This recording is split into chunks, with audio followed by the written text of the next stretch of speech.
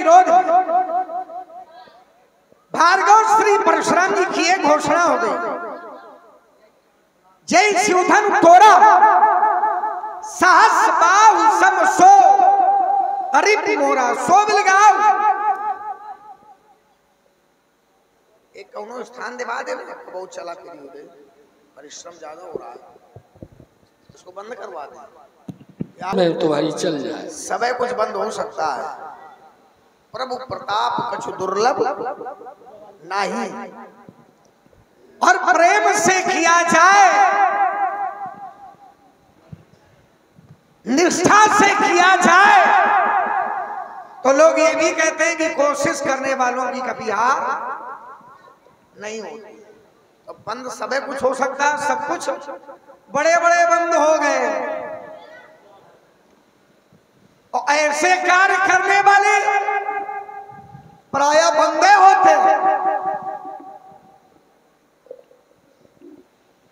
धनुष तोड़ने वाले के विरोध भार्गव श्री परशुराम जी की घोषणा हो गई, जय शिवधन तोरा साहस बाहु सम सो अरे मोरा सो बेलगांव बिहाई समाजा, और न तुम्हारे जय है सब राजा। वह धनुष तोड़ने वाला सो सभा को छोड़ करके अलग हो जाए, और अगर ऐसा ना किया गया तो परशुराम जी के द्वारा व्यवहार क्या किया जाएगा। समस्या फिर राजाओं पर है, और उसमें भी एक या दो राजा से स्वामी जी का काम बनने वाला नहीं, मारे जई है सब राजा। पर कब धनुष तोड़ने वाला अगर सभा से अलग नहीं हुआ, तब बढ़िया सुंदर बढ़िया दंड विधान है, बढ़िया न्याय संहिता है। धनुष तोड़ने वाला सभा से अलग हो जाए, और नहीं तो सब राजा मारे जाएंगे। मैं विचार करने लगा, परशुराम जी के द्वारा सारे राजा मारे जाएंगे, अपराधी कोई एक है और दंड पाने वाले अनेक हैं, या तो अपराधी अनेक हो तो दंड पाने वाले भी अनेक होंगे। लेकिन जब अपराधी एक है, धनुष एक है, जानकी एक है, तो मारे जाइए सब राजा। ये बात समझ में। अच्छा, एक और विधान लगता है कभी कभी, अगर विरोध करने वाले अनेक हो जाए तो भी मारे जाइए सब राजा। ये कहीं तक ठीक लगेगा, लेकिन समस्या यह कि विरोध करने वाले एक, धनुष एक,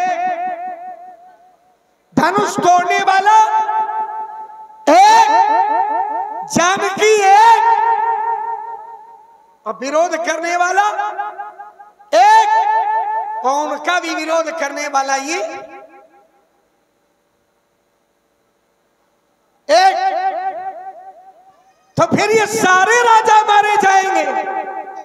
ये बात ठीक नहीं है, क्योंकि जब सारे राजा मारे जाएंगे तो सारे राजाओं में कुछ राजा हैं साथ और कुछ राजा है दुष्ट।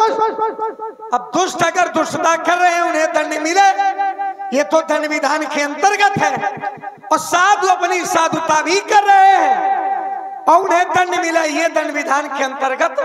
अच्छा, कौन सी दंड संहिता ये कहती है कि साधु को सताया जाए? अगर अपराध हो तो किसी को सताया जाए, लेकिन अपराध ना हो तो फिर दंड पाने का अधिकारी और फिर साधु जो अपराध से कोसों दूर रहते हैं, उन्हें अगर दंडित किया जाए तो यह धर्म नहीं है, यह अधर्म है, ये न्याय नहीं है, ये अन्याय है। और ऐसा न्याय अगर परशुराम जी के द्वारा किया जाए तब तो और है। भाई, बुरा व्यक्ति बुरे कार्य कर, लोग कहेंगे इसका रोजे का काम है, कहां तक समझाएंगे। अगर कोई अधार्मिक व्यक्ति, अपराधी व्यक्ति, दुष्ट व्यक्ति अगर गलत कार्य करे तो लोग कहेंगे पैदा इसीलिए हुआ है का विरोध ना करो, करें दे थोड़ी देर, लेकिन अगर अच्छा व्यक्ति विरोध करे, क्योंकि परशुराम जी कोई साधारण थोड़े, परशुराम जी साधारण नहीं है, असाधारण है। और आज तक परशुराम जी के द्वारा जो कार्य किए गए हैं वो भी, अब ऐसा असाधारण कार्य करोगे कि साधुओं को मारोगे, ये बात ठीक नहीं। हमें लग रहा है कि इन्होंने कई कार्य किए, इसी चक्कर में इसको भी लपेटे ले रहे हैं, तो ये कार्य ठीक नहीं। पंडित जी प्रणाम, और सब बढ़िया? आयुष्मान बच्चा सब बढ़िया है। तुम्हें क्या दिख रहा है? यात्रा काफी लंबी हो गई, श्रमित तो नहीं हुए स्वामी जी? ऐसा कुछ नहीं, ये तो मेरे जीवन का क्रम है। अच्छा, जीवन का क्रम है। काहे क्रोध कर रहे हो, या जीवन का क्रम है? क्रोध काहे कर रहे हो? हाँ, उसका भी कोई क्रम है। वही क्रम है? वही नहीं, हाँ। उसका भी कोई क्रम है। क्रोध करने का कारण भी, कारण क्रोध करने का अकारण कुछ होता नहीं, ना क्रोध हो ना प्रेम हो। स्वामी जी, ये इस क्रोध का क्या कारण है? धनुष का टूटना, बस केवल धनुष का टूटना, मात्र धनुष के टूटने पर इतना लाल पीले हो रहे हो? स्वाभाविक है, तो जिस धनुष के टूटने पे सारा संसार, त्रैलोक, स्वर, असुर, मुनि, ज्ञानी, विज्ञानी, आचार, महर्षि, ये सब प्रसन्न हुई रहे हैं, और स्वामी जी खिलौते ऐसे हैं कि धनुष के टूटने पे लाल पीले हो रहे हैं। अच्छा स्वामी जी, अगर धनुष के टूटने पे लाल पीले हो रहे हो, तो एक बात आपकी जानकारी के लिए मैं प्रेषित किए दे रहा हूँ कि लड़कपन में हमने बहुत सी तोड़ी हैं। हम क्या करें? तब कभी पीले भी नहीं हुए। तो वो धनुइया थी नहीं, वो तो धनुइया थी। धनुइया थी नहीं, धनुइया, अच्छा धनुष था नहीं, वो धनुइया थी। समझ रहे हैं शब्द कोई भी हो, वो धनुइया थी, बहु धनुही। हाँ। और ये टूटा है मेरे गुरु का आयुध। अच्छा, तो धनुही से आप क्या अर्थ लेते हैं? कि बिल्कुल खराब है, बिल्कुल बहु धनुही, और फिर लड़काई में तो धनुही माने गौड़ है, बेकार। मेरी दृष्टि में, आपकी दृष्टि में,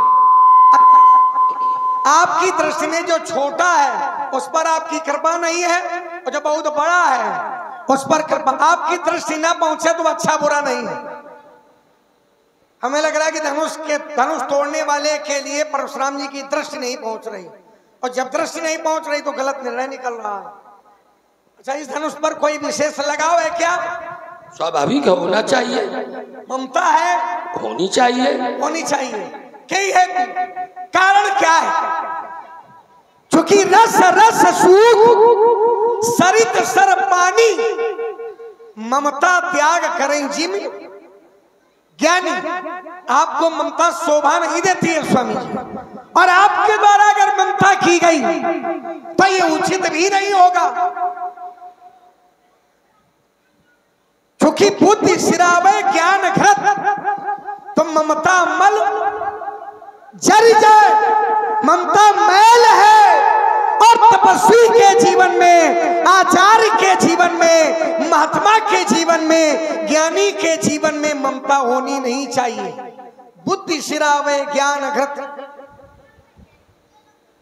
और अगर है तो क्या है? आचार परवर पूज्यपाद प्रातः स्मरणीय स्तुत्य वरेन। बाबा जी, शब्दों के चुनाव में कोई गड़बड़ी तो नहीं है? और अगर है कई, बड़ा विचित्र है भाई मिथिला का क्रम। मैंने सोचा यह था कि स्वयंवर का अधिष्ठाता शीरध्वज जनक है, अपनी बात जनक से की जाए, क्योंकि जनक नायक था, जनक ही राजा था। तो मैंने कहा अतिरिश बोले बचन कठोरा, कौ जड़ जनक धनुष के तोड़ा, बेग दिखाओ मूल न आजू उल्टो मई, अतितर उतरते तन अपनाई। एक भी प्रश्न का उत्तर जनक जी के द्वारा नहीं आया मेरे समझ। उसी श्रृंखला में आया तो एक राजकुमार आया, उसने अपना पक्ष रखा कि नाथ शंभु धनु भंजन हारा हुई है को, पच्च रखा वो भी अनिश्चित वाचक कर्म से हुई है को। एक दास, हमने कहा नहीं राघो, भगवान शंकर के आयुध का भंजनिहार मेरा दास कदापि नहीं हो सकता है। आयस कहा, कहिए कहिए मेरे लिए क्या आदेश। तो मैंने घोषणा ही कर दी, सुनो राम, जय शिव धनु तोरा और सहज बाऊ सब सो मिल गाओ। बिहाई समाजा न तुम्हारे जई हैं सब। मैंने इतनी बात अपनी रखी, राजकुमार हाथ जोड़कर मौन खड़ा रहा। श्रीमान जी आए, आप आए तो आपके द्वारा वक्तव्य प्रस्तुत किया गया, सुनि मुनि वचन। अब मुनि के वचन इन्होंने गंभीरता से सुने या तो फिर सुने नहीं। सुनि मुनि वचन लखन मुस्काने और बोले पर सुधरई अपमाने। तो मैं सोचने लगा कि मुनि के वचन ऐसे क्या इनको सुनाई पड़ गए जो ऐसी शब्दावली का प्रयोग, ऐसी अमर्यादित भाषा का प्रयोग आज इनके द्वारा बोले परसु धरई। परसु धरई, हमारा परस इनको अच्छा नहीं लग रहा, अमर्यादित। तो मैं सोचने लगा कि आखिर मिथिला में जब से मैं आया हूं तब से कोई मुस्काने नहीं, और यदि तुम मुस्काने तो इसका कारण क्या है? क्योंकि मिथिला में जब मुस्कुराना चाहिए तुम्हें तब तो मुस्कुराए नहीं। जब तुम्हें मुस्कुराना चाहिए धनुष यज्ञ में, और धनुष यज्ञ में तुम आए थे मिथिला में, तब तुम नहीं मुस्कुराए, और मुस्कुरा तुम रहे हो धनुष भंग में। मुस्कुराहट है बरण में नहीं मरण में, इसका कारण क्या है? धनुष भंग में तुम मुस्कुरा रहे हो। और मैं विचार करने लगा, सोचने लगा कि एक समय एक कर्म वो भी था जो मुनि के समक्ष मुस्कुराहट हुई थी एक बार, तो परिणाम क्या हुए थे? बहुत विचित्र परिणाम हुए थे कि तब हर गण बोले मुस्काई और निज मुख नहीं भाई, जाओ विश्राम कर लो थोड़ी देर, ये तो सब चलता रहेगा थोड़ी देर। निज मुख मुकुरे बिलोकऊं,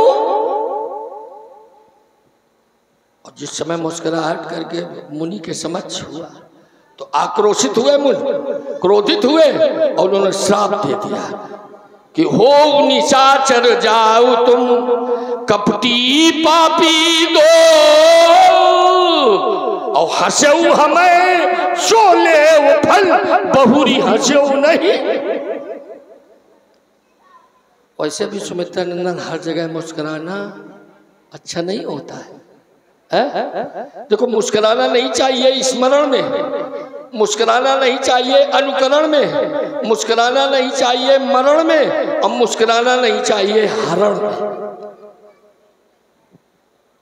मुस्कुराना नहीं चाहिए शमशान घाट पर, मुस्कुराना नहीं चाहिए अर्थी के पीछे, और मुस्कुराना नहीं चाहिए भक्त को मंदिर में, और मुस्कुराना नहीं चाहिए कथा में। तो आज मुस्कुराहट का कारण कैसे है? आज क्या कारण है जो तुम मुस्कुराहट तुम्हारे अधरों पे है? अब तुमने कहा कि महाराज एक बात समझ में नहीं आ रही कि मारे जई हैं सब एक, हेलो हेलो, एक की प्रधानता। इसका मतलब तुमने हमारी बात गंभीरता से सुनी नहीं, और यदि सुन ली होती तो ये बात आती ही नहीं। मैंने कहा था सो सो माने वाह, वाह माने एक। सो बिलगाओ, वाह धनुष तोड़ने वाला पृथक हो जाए, या बिहाई समाजा समाज के द्वारा पृथक कर दिया जाए। और ऐसा न किया गया तो सो और तो, ऐसा न किया गया तो फिर न तुम्हारे जई हैं सब। ये घोषणा थी मेरी। अब तुमने कहा एक विरोध करने वाला, एक प्रण करने वाला, एक के बरमाला, एक कन्या सुमित्रा नंदन, यदि सब एक है और एक से काम चल जाता तो फिर आए सुनी हम जो प्रण द्वीप द्वीप के भूपत। द्वीप द्वीप माने अनेक, अनेक, एक से काम नहीं चला और एक से यदि काम चल जाता तो मैंने भी यहां देखा कि जब मैंने देखा तो खर भरु देख बिकल नर नारी सब मिल दे। सब माने सब मिल करके, तो सब माने यहां भी अनेक हो गए, यहां भी अनेक हो गए, एक नहीं रहे।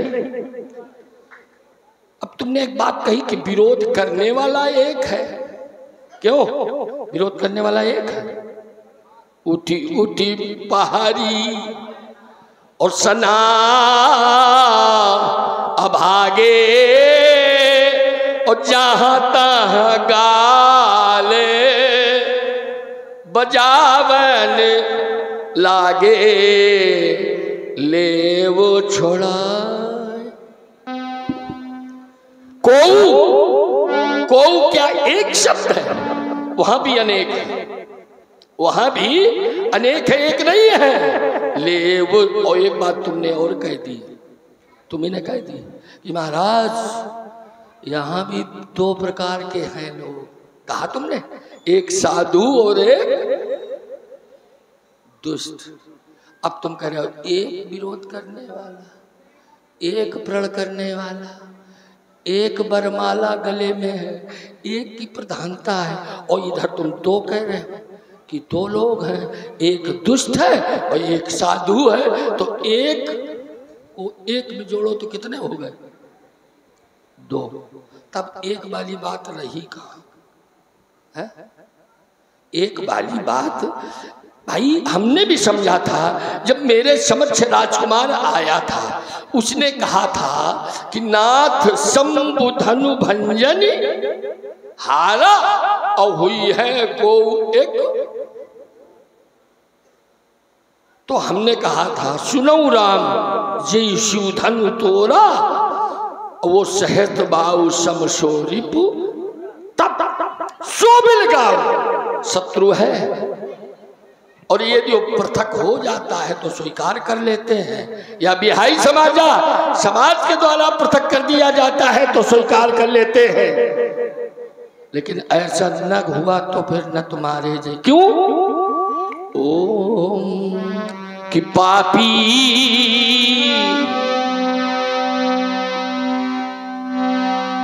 पापी जब बैठा नैया पर तो माझी का मन घबराता है और घर का भेदी यदि एक बना तो घर पूरा मारा। कि बोले विप्र सको पुत नहीं कछुकीन विचार जाओ निशाचर हो तुम अमूल सहित। लाला हर जगह एक से काम चलने वाला नहीं है। और ज्यादा एक के चक्कर में पड़ोगे तो समझ रहे हो कई क्रम है। फिर बालक काल बस बोल संभाल धनु ही समुद्र पुराण धन जो विदित सकल। चलिए महाराज, जहां से आपने आरंभ किया वहीं से मैं प्रारंभ करूंगा। आपने कहा मिथिला का बड़ा विचित्र क्रम है आज। मिथिला का आज से विचित्र क्रम थोड़ी है। संसार में विचित्रता पैदा होती है तो मिथिला से प्रारंभ होता है। उसके लिए एक सूत्र दिए दे रहा हूं। जन्मना जनका शोभू वही देहस्त विदेह जा मिथिलो मंथना चातो मिथिला ये निर्मिता। जन्मना जनका, जनक का जन्म कैसे हुआ? महाराज निम की दाहिनी जंगा का मंथन हुआ तो मिथिला का प्रादुर्भाव, राजा जनक का प्रादुर्भाव हुआ।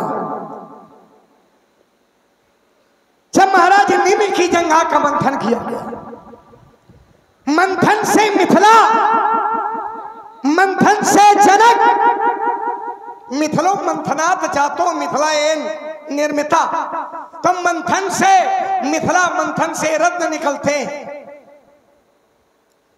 तत्व निकलते। लेकिन कभी सुना कि कोई नगर निकलते? लेकिन मिथिला नगर ये मंथन से, राजा जनक का जन्म मंथन से। और जानकी कहां से? जानकी का जन्म भी मही मंथन हलकर्षण से। और जनक का जो भावी जामात्र है, जानकी का वर है, वो भी बिना मंथन के नहीं होगा। तो क्रम जो है वो विचित्रता का बहुत पहले से रहा है। अगर आज है तो आज कोई गड़बड़ नहीं है। पंडित जी बहुत बढ़िया बोले, तो बहुत बोले, बड़ा गा बजा के बड़ा सुंदर समाज के प्रति प्रदर्शन रहा। लेकिन मैंने इनका एक बिंदु, इन्होंने हमारे एक शब्द पर काफी बल दिया कि एक से अगर काम चल जाता तो बेटा अनेक की आवश्यकता नहीं होती। देखिए महाराज, अनेक होते, लेकिन जब अनेक होते, बहुत लोग हैं सभा में, लेकिन सभा का संचालक एक होगा। तो अगर 10 लोग सभा के संचालक हुए तो सभा चलेगी कि रहे, बचेगी कि बिगड़ेगी? बिगड़ेगी। तो संचालक, कुशल संचालक वही है जो अकेले सब कुछ। अच्छा, सारे संसार में कष्ट व्याप्त हुआ, अतिशय देख धर्म की ग्लानि, परम सभीत धरा अकुलानी। स्थिति क्या बनी? सुर मुनि गंधर्वा मिलके सर्वा के विरंच के लोका ब्रह्मा जी के पास गए। ब्रह्मा जी से कहा कि ये जो पाप बढ़ रहा है इसका निस्तारण कैसे होगा? ब्रह्मा जी के बस का था नहीं था। भोले बाबा के पास गए, हो सकता था, नहीं हो सकता था। लेकिन सबने मिलकर के किसको बुलाया? एक को पुकारा। जय जय सुरनायक जन सुखदायक प्रणतपाल भगवंता। वंदना करने वाले बहुत है, लेकिन आकाशवाणी करने वाले जनि डरपऊ मुनि सिद्ध सुरेशा तुम्हें लाग धरियो नर। परमात्मा एक है और जीव अनेक है। परबस जीव स्वबस भगवंता। और जीव अनेक एक श्री। महत्व किसका है? एक है तो महत्व है। किसी के यहाँ 5 पुत्र हैं और किसी के यहाँ 1 पुत्र है, महत्व किसका होगा? तो महत्व एक का होता है। और यहां भी राजा बहुत है, बहुत है, लेकिन धनुष तोड़ने वाला तोड़ने के लिए तो बहुत गए, तो महत्व जो तोड़ने गए उनका है कि महत्व एक का है? भूप साहस 10 एक ही 12 और लगे उठावन टरैना। बहुत ने उठाने का प्रयास किया, हिला तक नहीं पाए, तो एक ने क्षण मात्र में तोड़ मरोड़ के धरती पे। तो महत्व किसका है? बहुत जो थे वो एक साथ लग गए, धनुष नहीं टूटा, तो एक अकेले गए और धनुष का खंडन करके। तो महत्व एक है का है। और कह रहे हो कि ज्यादा करोगे तो ज्यादा करने की आवश्यकता नहीं, थोड़े थोड़े में रखो। और समीचीन उत्तर चले। आपने कहा कि ये जब राजा लोग विरोध कर रहे थे तब नहीं बोले, जो विरोध कर रहे थे उनका स्वभाव ही ऐसा है। मैंने क्या कहा था कि जो निरंतर अपराध कर रहा है, जो अपराधी है, अगर वो अपराध करे तो प्रश्न चिन्ह नहीं लगेगा। लेकिन जो धर्मात्मा पुरुष है,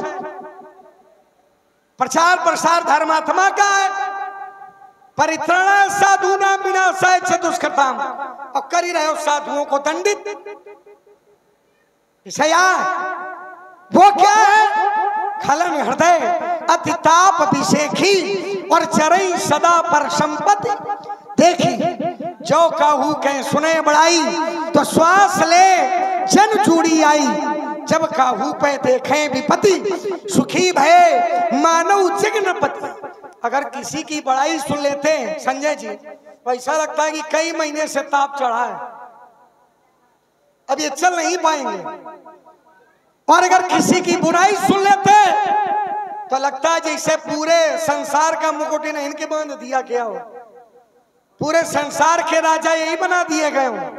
ये दुष्टों के हृदय का स्वभाव है। तो दुष्टों के चक्कर में पड़ो नहीं, समझ रहा बाबा? दुष्टों के चक्कर में पड़ो नहीं, और हमारी किसी बात को छोड़ो नहीं। हमारी बात याद रखोगे तो निश्चित कह रहा हूं बड़ा नाम करके जाओ। हमें सबसे बड़े तो दुष्ट तुम ही लग रहे हो। दुष्ट? अच्छा। जो हमारे अमन चैन शांति भंग और उद्देश्य की पूर्ति में सबसे बड़े बात है तुम लग रहे हो। और हमें लगता है उसे हमने बहुत व्यवस्था शांति भंग हमने किया है, खड़ी रहे। इसको रेखांकित करो। क्योंकि जो तुमने वक्तव्य प्रस्तुत किए हैं, जो तुम्हारी भाषा आ रही है, क्या कहा व्यास जी? बरबस जीव सुबस और जीव अनेक, जीव अनेक कहने को बोले हरि अनंत। देखिए यहां बोले हरि अनंत, हरि कथा अनंता,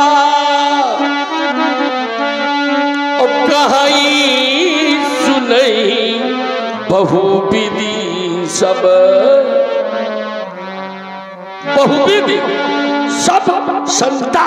और यदि एक की श्रेष्ठता तुम कह रहे हो, एक की, तो एक धोती एक बैल, एक पुरुष एक नैन, और तुलसी ऐसे पुरुष को नहीं बनत। अच्छा एक बात बताओ, एक ही की प्रधानता यदि है तो एक से काम चला लेता, मेरी दृष्टि में नहीं चला। क्यों? क्योंकि अमित रूप प्रगटे ते ही काला, और यथा जोग मिले सब ही कृपा है।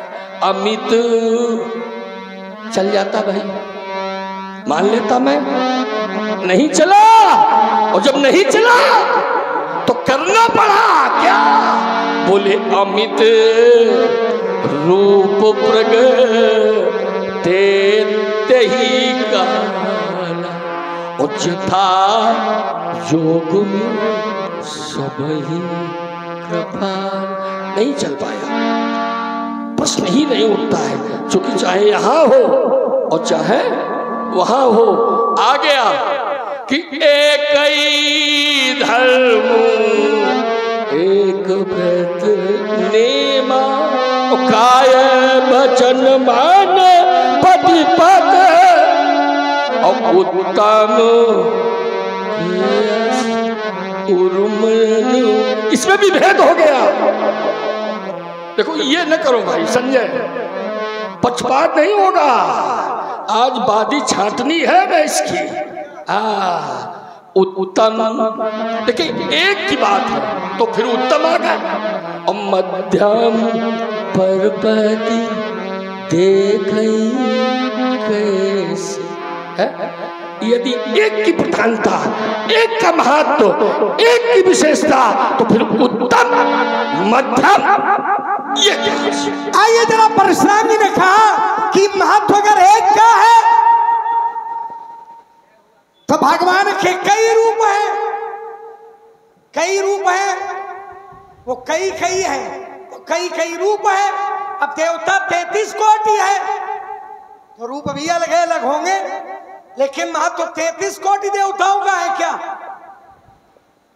देवताओं का राजा तो एक है, होगा कि 10-20 होंगे महाराज? का है दादी?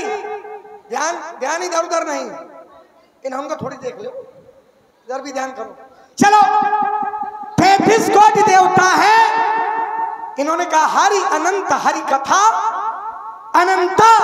चलो हरि को देखे ले रहे हैं, जो एक है वो तीनों कालों में एक है, वो अनंत। हाँ कैसे? उसके अंश अनंत हैं। इदम ईशावास्मिदम सर्वम, भक्ति की भावना है तो श्री राम में सब जग जानी। सारे संसार को सीताराम मैं मान ले और प्रणाम कर ले तो क्या सारा संसार सीताराम हो गया क्या? सीताराम तो नहीं है। शास्त्र कहता है, क्या कहता है? ब्रह्मा विष्णु महेश ये बहुत देखे, लेकिन ब्रह्म दूसरा देखे प्रभु। जय हो। देखे प्रभु विधि विष्णु महेशा और राम रूप दूसर नहीं देखा। राम जी का रूप दूसरा नहीं देखा गया। क्यों? क्योंकि एको ब्रह्म द्वितीयो नास्ति। एक गप्प पुराण का सूत्र पंडित जी ने